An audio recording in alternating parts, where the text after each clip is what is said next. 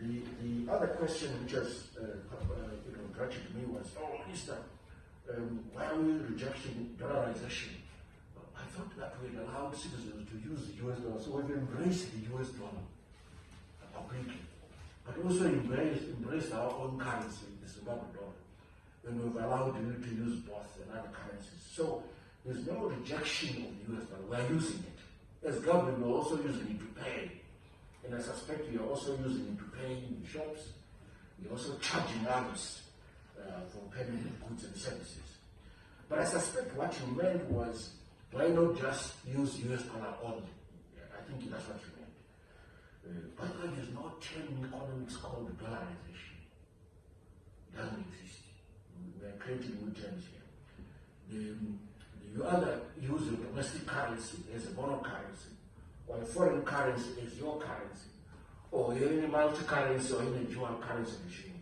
But there's no term called dollarization. But I'll go with you for the moment. So this is what will happen on day one if you adopt the US dollar only as a currency. Something very nasty is going to happen. This is what will happen. 4 things as a minimum. 1, you will wipe out the entire banking sector. Why? Because you have to convert their Zim dollar balances into US dollars. The banks will have negative balance. You will have a crisis. There is no banking sector. Number 2, you will have very quickly you have a cash crisis. Why? Because you cannot print US dollars.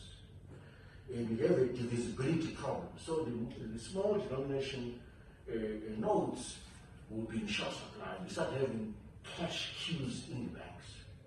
The advantage of having a domestic currency circulating along with these hard currencies is that we have been able to manage the cash shortage situation, which we went through before. We've been through this before. If you recall, we had to create something called the bond note, and this is before I arrived, by the way, in order to deal with some of the